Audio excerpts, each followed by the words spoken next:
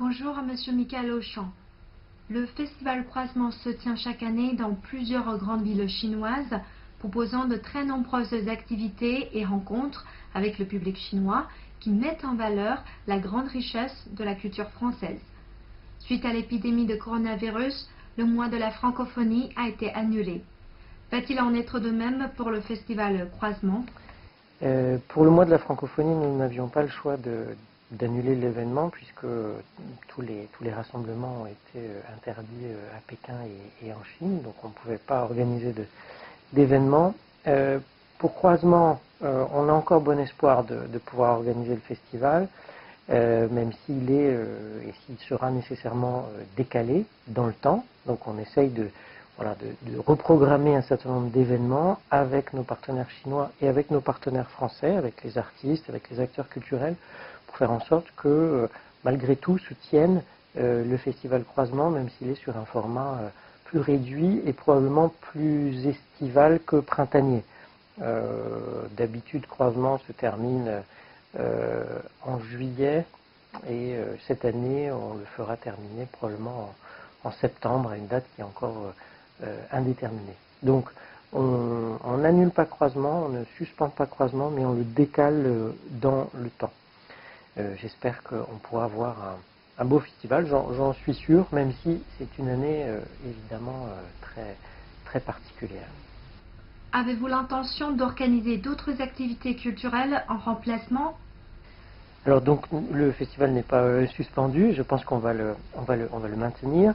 Mais comme il sera décalé dans le temps, c'est-à-dire plus juin, juillet, août et septembre, nos autres activités vont s'enchaîner après, c'est-à-dire le mois franco-chinois de l'environnement, probablement le panorama du festival, le panorama du cinéma français, pardon, qui va être décalé à l'automne. Donc on aura une année qui va comme ça, une programmation qui va se décaler dans le temps et avec un automne qui sera sûrement assez chargé.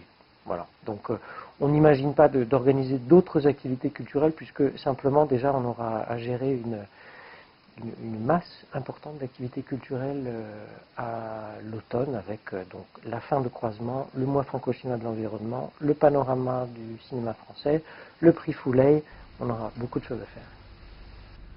L'année franco-chinoise du tourisme culturel doit avoir lieu en 2021. Travaillez-vous déjà aux préparatifs de cet événement? Vous êtes confiant qu'elle aura bien lieu malgré l'épidémie actuelle de coronavirus? Oui, on est bien sûr déjà sur l'organisation de cet événement, puisque une année comme ça d'événements autour du tourisme culturel prend beaucoup de temps à préparer. Donc on est déjà engagé dans une préparation depuis longtemps. Les deux chefs de file de la préparation côté français et côté chinois ont été désignés. On a déjà tenu un certain nombre de réunions pour préparer cette année.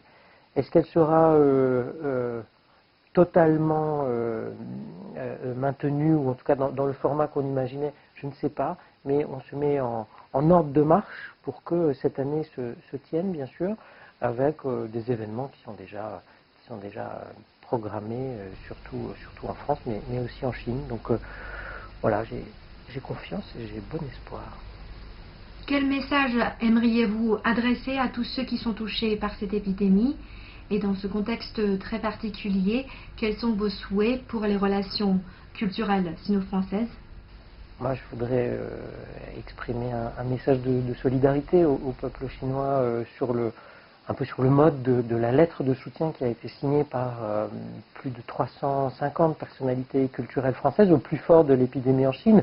Maintenant, on est dans une période où on voit que la situation s'améliore grandement en Chine et elle se dégrade plutôt en Europe. Mais je voudrais reprendre à mon compte le message qui avait été adressé par les 350 personnalités culturelles françaises au peuple chinois dans une lettre de soutien qui a été publiée au mois de février, simplement pour dire que voilà, c'est dans les périodes les plus difficiles qu'on reconnaît ses vrais amis, et la France a été dans cette période de l'épidémie la plus dure, bien sûr aux côtés du peuple chinois pour maintenir des contacts, pour maintenir une programmation, pour garder un lien qui va nous permettre de relancer nos activités culturelles très vite, dès que cette crise sera terminée, déjà en Chine et puis ensuite en France, puisque la question maintenant c'est l'Europe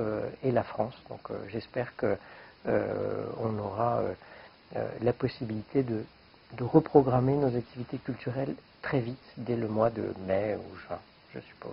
Voilà, merci beaucoup.